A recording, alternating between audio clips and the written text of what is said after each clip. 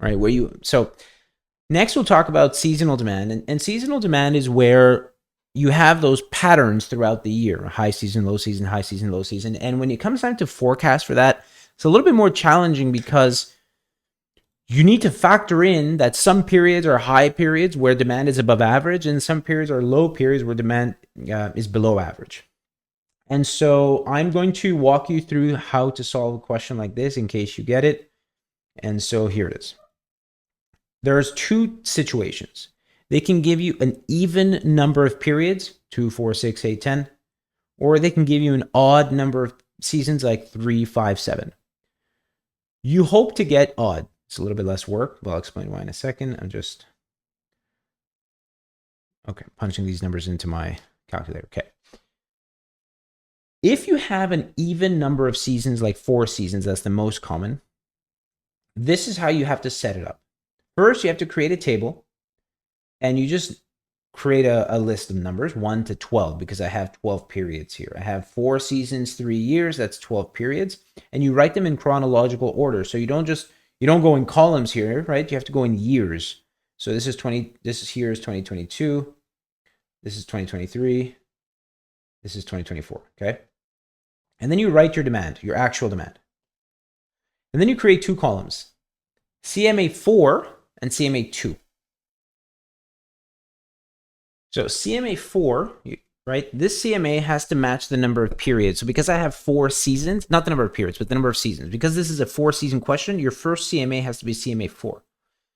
If this had been a 6-season question, I've never seen that before, but in theory, it could happen, then you would put CMA6. If it was 8, you'd put CMA8.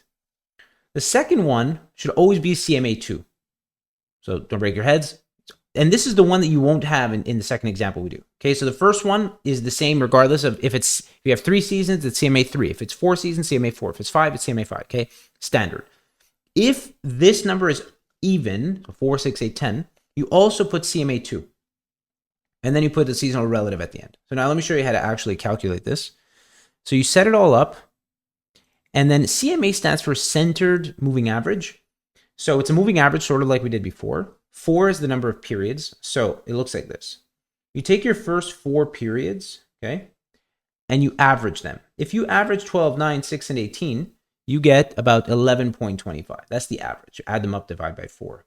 But you place it in the center. Now the center is actually between those 2 numbers. So you'd be writing directly on that line because you're between the 3rd and the 4th box.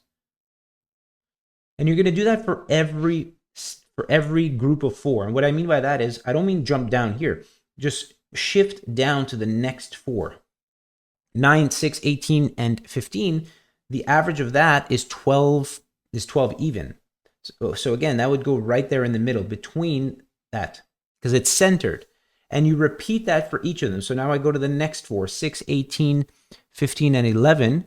The average is 12.5.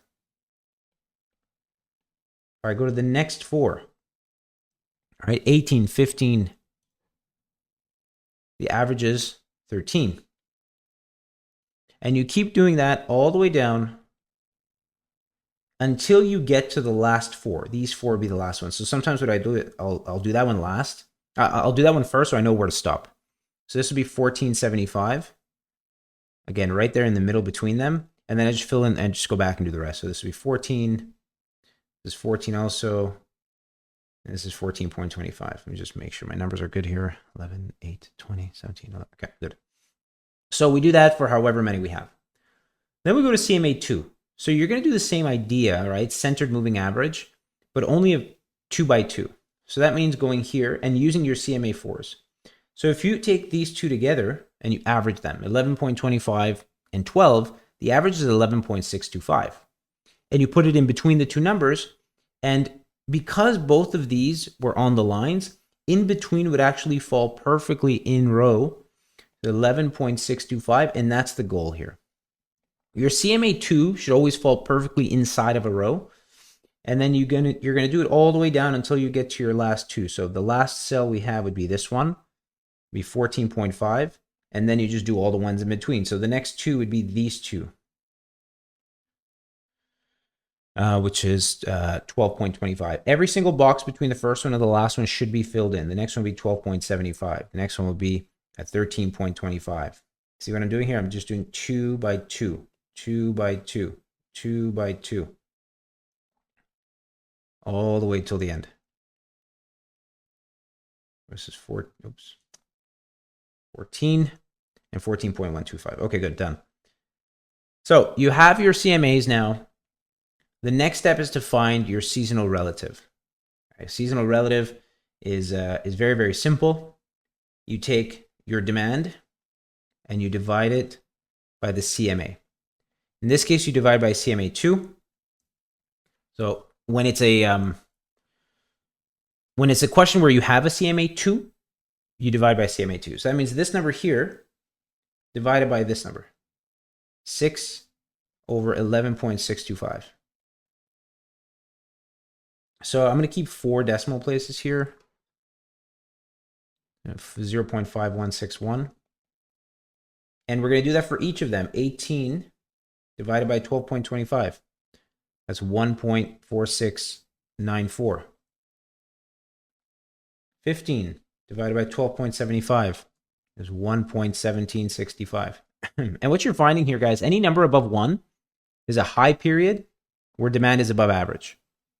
Think of 1, that baseline, as average. So in theory, if I were to find a period where I had exactly 1, it means that was an average period, not high, not low. So when it's low, like 0.83, it means demand that period was only 83% of the average. So about 17% below average.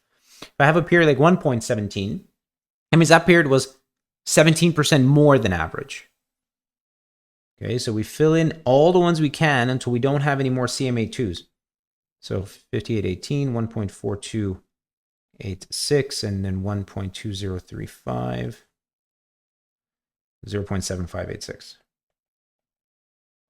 Okay. Great. We are not done, but we're getting there. We did the big part. Once you've completed your table, then you're going to group them together, because in a perfect world where you don't have too many periods, you would only have one seasonal relative per season. But because we had 3 years here, technically, if you look, this was season 3. How do I know? 6 was this, Q3 of 2022. The thing is, so is the 8. And so if I go further down, where's my 8? Here. Which means this is also season 3. This is season 4. This is season 1, season 2, season 3, season 4 again, season 1, season 2. So you have multiple seasonal relatives from the same season, and so we have to put them together. We can't have so many. You need 1 per season. So here's what you do next. You don't have to do it in exactly this way. I just think it's like you can make a table. Okay, you can make a table. A table's good, but it adds a lot of time. All I care about here is the average. So for S1, you're going to go and find each one where you marked it as S1 and average them up. 1.1765 plus 1.2035 divided by 2. 2 because I only have 2. I'm just doing a regular average here. I'm not doing anything special. 1.19.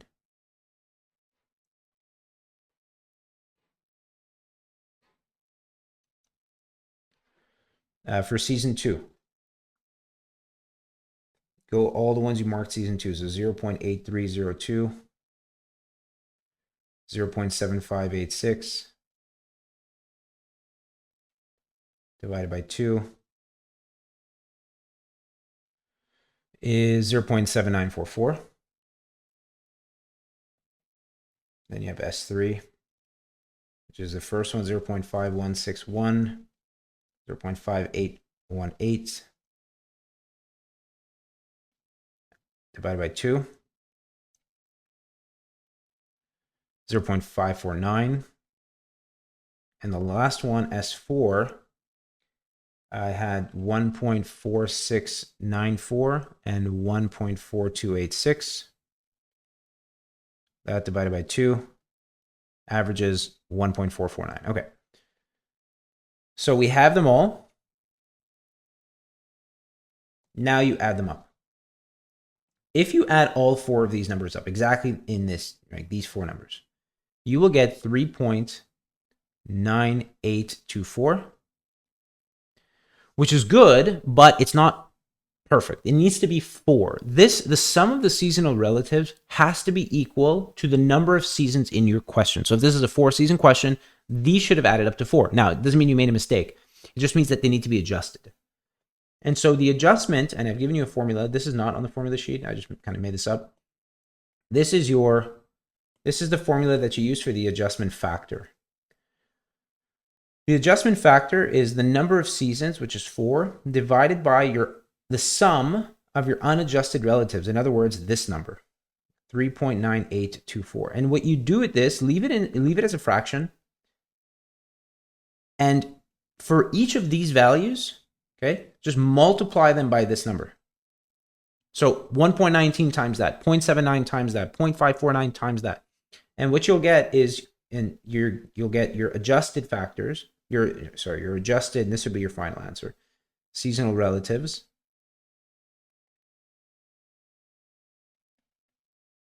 Okay, so again, I'll show you for S1, you would take the unadjusted one that we found, 1.19, multiply it by your adjustment factor, 3.9824, and that's going to just change it slightly. It'll turn into 1.1953.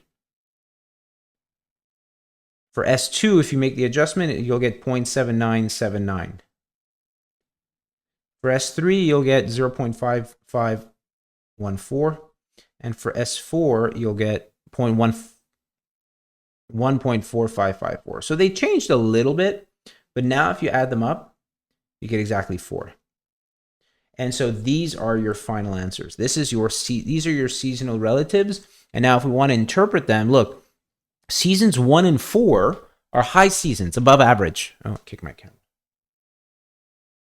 Right? So seasons 1 and 4 are above average periods because we can tell they're, this one is 45% above average. This one is almost 20% above average. The other two are low periods. Okay. We haven't actually done any forecasting yet. We've just computed the seasonal relatives for each quarter. Now, the idea with actually forecasting is you can't apply